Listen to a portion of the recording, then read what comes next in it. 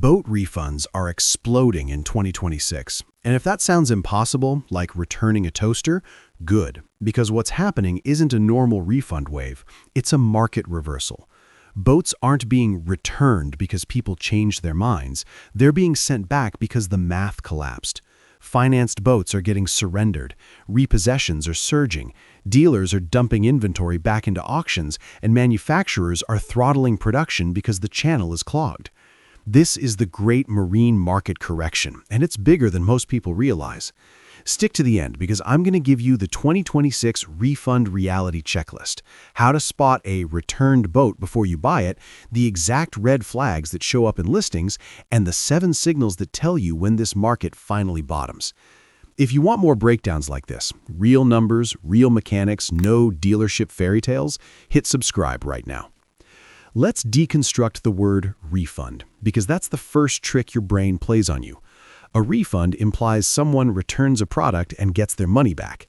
That's not what's happening. In 2026, refund is slang for 3 different things that look the same on TikTok. 1. Voluntary surrender. That's when an owner hands the boat back to the bank because they're underwater and can't escape. Not a refund, a default. 2. Dealer inventory curtailment. That's business to business, dealers refusing shipments, pushing units back, or liquidating aged inventory just to stop interest bleeding. Not a refund, a survival move. 3. Warranty buybacks and lemon claims.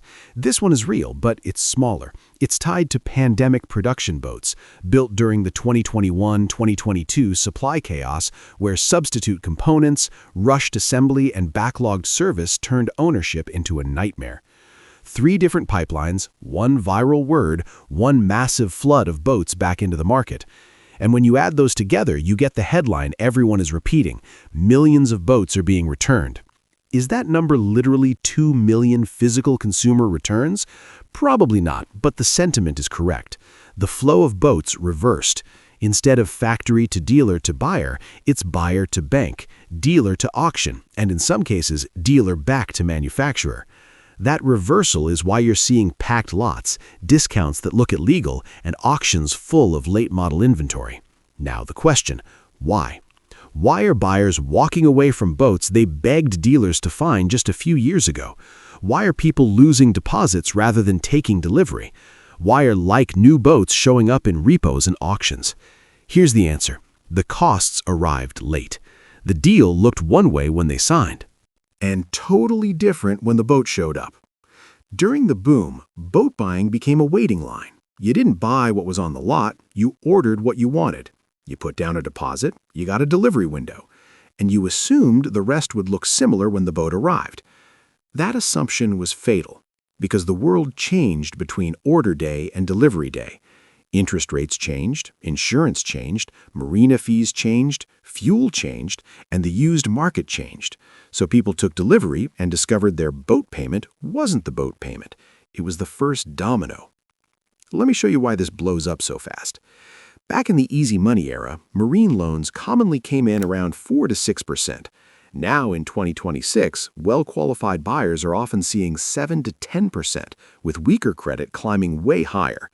That difference doesn't sound dramatic until it hits a monthly payment. Same boat, same price, totally different obligation. And the scary part? Many buyers only discover their final rate when the loan is finalized, right before delivery. So they emotionally commit, plan their summer, line up the slip, tell the family, then the lender comes back with reality, and the deal they thought they made vanishes. During the boom, people didn't shop price, they shopped monthly payment. And when the monthly payment jumped, the dream snapped. But interest rates weren't the only late cost.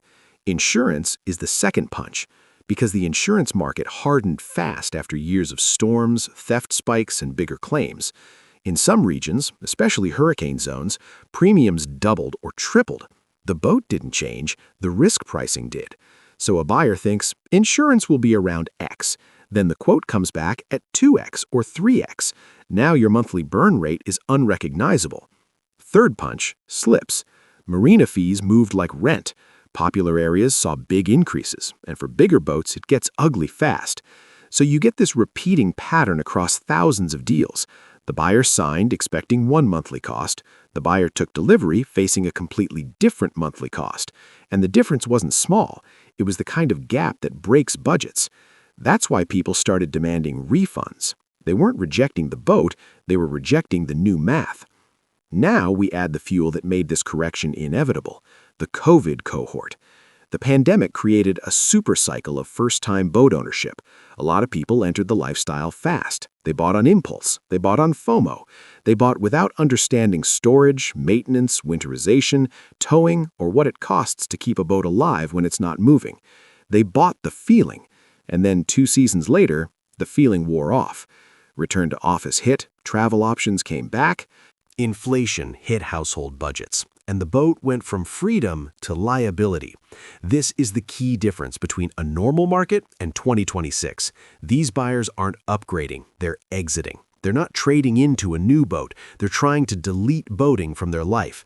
That creates a supply shock, because the boats don't disappear when the owners disappear. They hit the market all at once. And when supply surges while financing tightens, prices fall. That's where the next mechanism kicks in, negative equity. This is the engine behind the return wave. During the boom, boats sold at MSRP plus markup, sometimes huge markup. Scarcity gave dealers power. People paid it.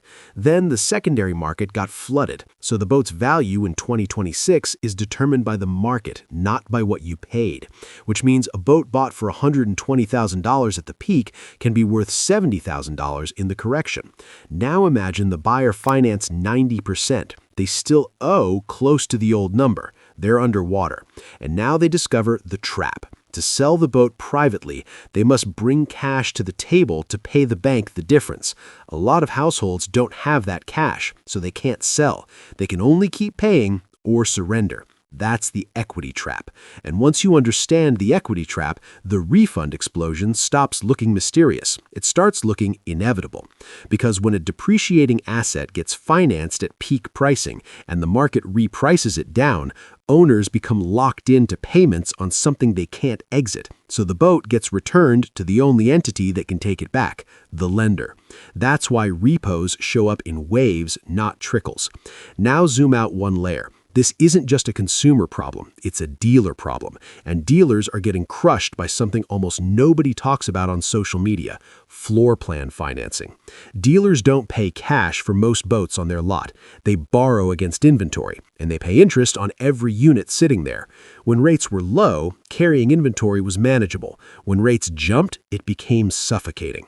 So if you're a dealer sitting on millions in inventory in 2026, you're watching interest chew through your margins daily. Then curtailment clauses hit. That's when the lender demands principal paydowns on units that sit too long. So now you're not just paying interest, you're being forced to pay down the loan on boats you haven't sold.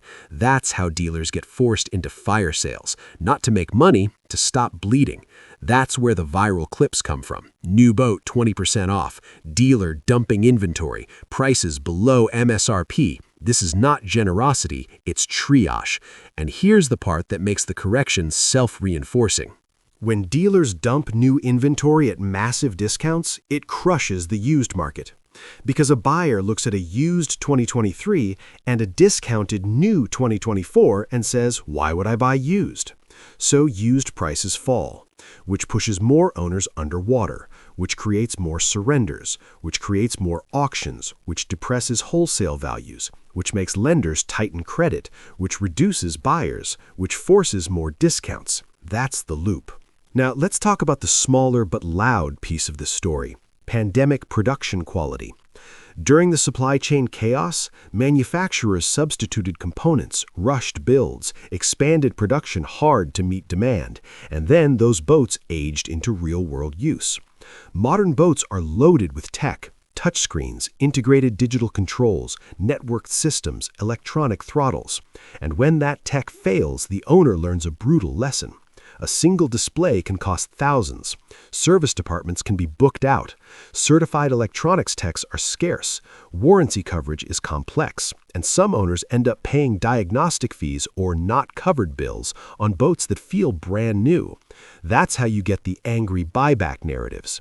It's not the biggest part of the wave, but it adds gasoline to the viral refund story because it's emotional and it's shareable. Now, which segments are getting hit hardest? It's not equal. The most volatile segments are the ones that attracted impulse buyers: wake and surf boats, pontoons, high discretion toys, high operational costs, high insurance sensitivity. In these categories, a small payment change breaks the budget fast. And the supply of late-model COVID boats is heavy, which means values drop faster and negative equity hits sooner. Meanwhile, some utilitarian segments hold better. Freshwater fishing tends to be more stable because the buyer base is more committed long-term. But even strong segments feel the pressure when financing gets tighter and inventory rises. Now, here's the part that tells you this is not just a temporary dip. The entire industry is shifting strategy. Dealers are pivoting from sales to service because service pays bills when unit sales collapse. Manufacturers are talking non-stop about destocking and production discipline. That's corporate language for "we're slowing down because dealers can't absorb inventory." Big players are building usership models, boat clubs, subscriptions, shared access, because consumers are learning the new truth of 2026. They want the water, they don't want the liabilities.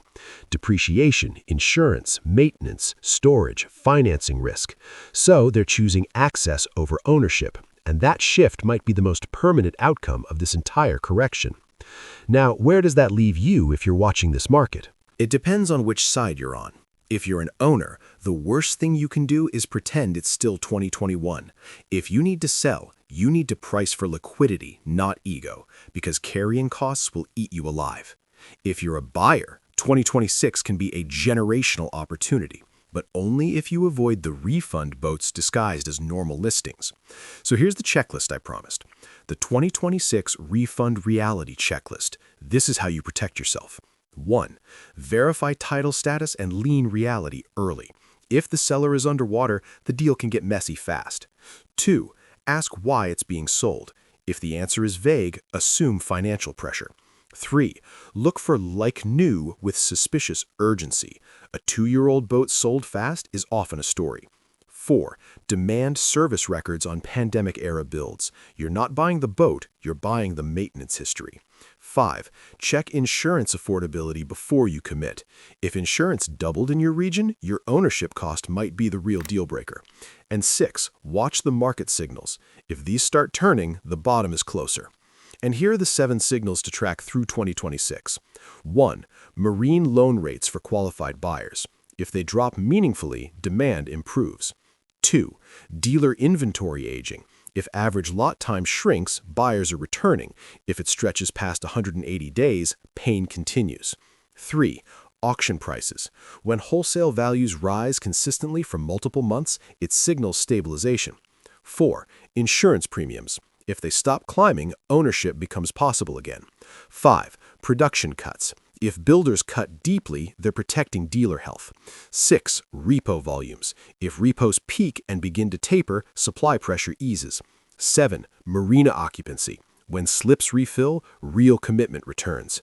That's the real story behind boat refunds in 2026. It's not a refund wave, it's a financial unwind, a reversal of flow, a correction that's clearing the market of pandemic excess, expensive debt, and inventory that never should have existed at that scale. The boom planted the seeds, 2026 is the harvest. If you want, I can do a follow-up that breaks down where the best value is hiding right now: repos versus private party, dealer fire sales versus auctions, and which categories are crashing hardest so you can buy at the bottom instead of catching a falling knife. And if this breakdown helped you understand what's really happening, subscribe.